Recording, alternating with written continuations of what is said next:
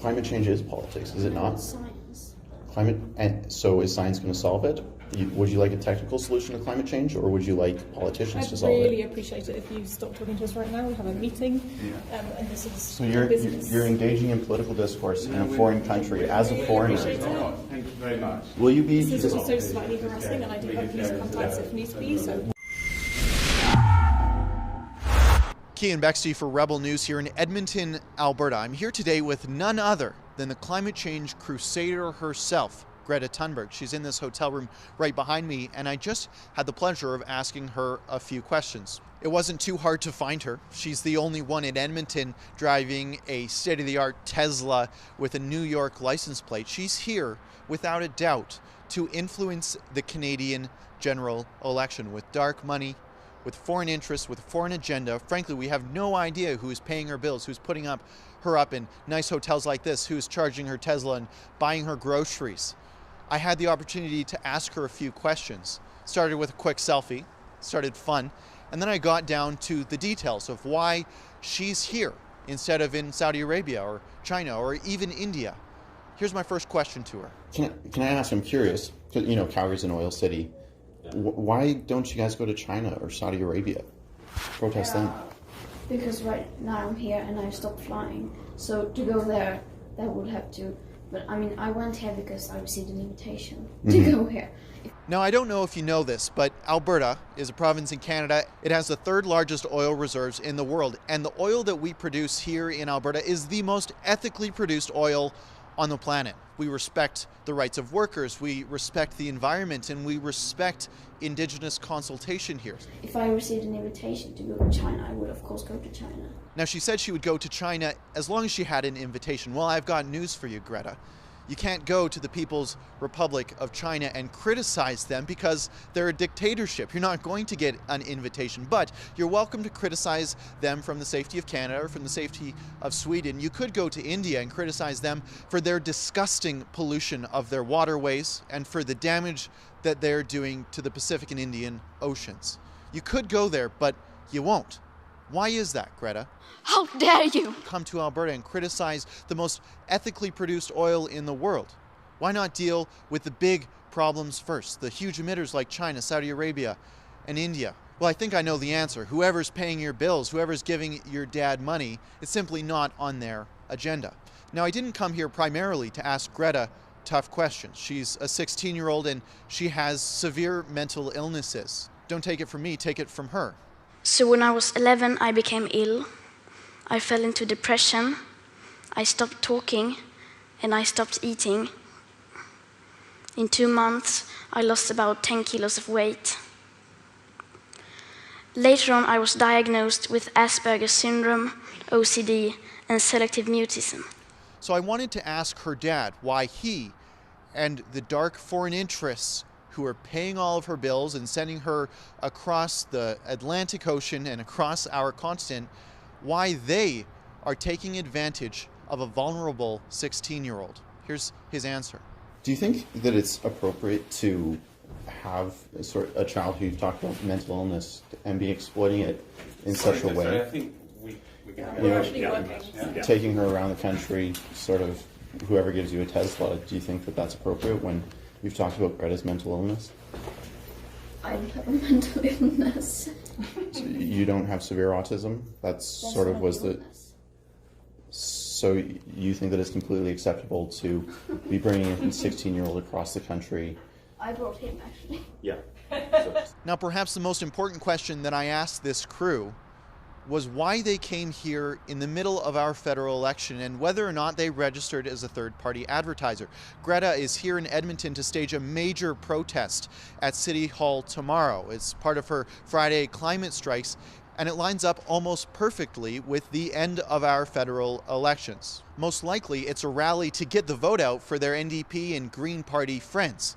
Take a listen to how they responded to this question. So will you be disclosing your finances? Will you be telling us who is paying for your trip, your Tesla, and bringing you to our country in the middle of an election? Thank you very much. I'm paying. You're paying for everything. You pay for the Tesla? No one's paying for everything. You borrowed the Tesla for free. You borrowed the Tesla for free from New York. Yeah, Well, from have Arnold you- Schwarzenegger. Have you registered as a third-party advertiser coming to this country in the middle of an election period? Thank you. It's the middle of an election, you understand that. Have you registered as a third-party advertiser? I'm sure she will not talk about the elections at all. I will not. I have never mentioned the election.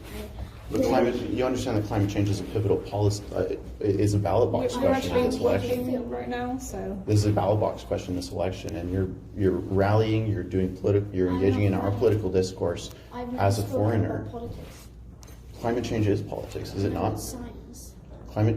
So is science going to solve it?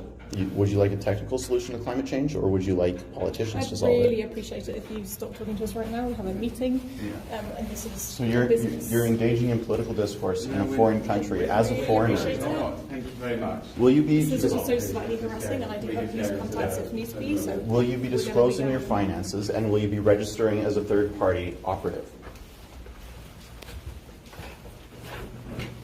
Will you be registering as a third-party operative? Please, thank you very much. Thank you.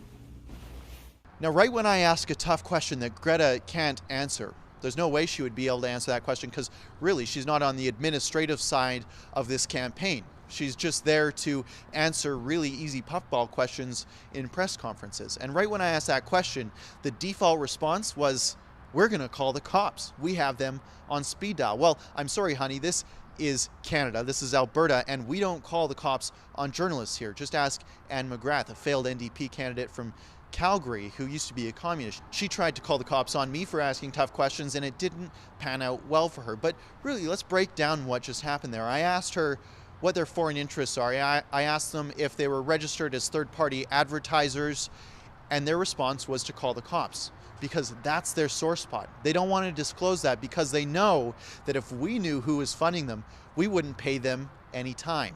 Now, I want to point something else out to you. Look at this guy's face. His name is Rob Liddell. He's a BBC activist, the state broadcaster in the United Kingdom. He, for some reason, has come all the way, not on a boat, mind you, on a plane, he's come all the way to Alberta to stage this child actor in this BBC reality show that I heard them talking about.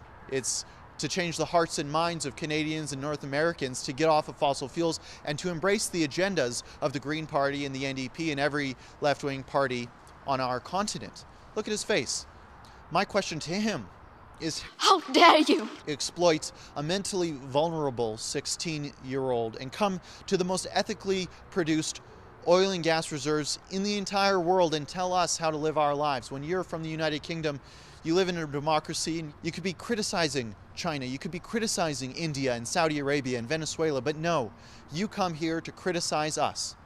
How dare you? If you support the work that we're doing here at The Rebel, we do it a little bit differently than the mainstream media. We don't like asking scripted questions at press conferences that Greta Thunberg can give her scripted answers to. We like to ask tough questions, questions that wouldn't be approved by press galleries and the CBC and the BBC and CNN. We ask the tough questions, and I hope you enjoyed the coverage that we gave you here tonight. If you did, I encourage you to go to howdareyou.ca and support the work that we're doing. We're following Greta as she goes across Canada. And from what we heard, she's going to Jasper next. Not sure what she's doing there. They were really concerned, actually, funny story. They were worried that their Tesla wouldn't be able to work in the cold mountain temperatures of Jasper, Alberta. I think that's kind of funny. They want everyone to buy a smart car. They want everyone to buy a battery-operated car, but they know deep down that it just doesn't work in countries like Canada. Now, I want to know, Greta, I know you're watching this, and I know your father's watching this, and whichever foreign interests are funneling you dark money to come influence our federal election, How dare you? I encourage you to go to howdareyou.ca and support the work that we're doing to uncover the dark money and the foreign interests bringing Greta Thunberg to Canada, to Alberta, at the eve of our general election. For Rebel News, I'm Cian Bexty. Thank you so much for watching our coverage here at Rebel News. I encourage you to go to howdareyou.ca and support the work that we're doing.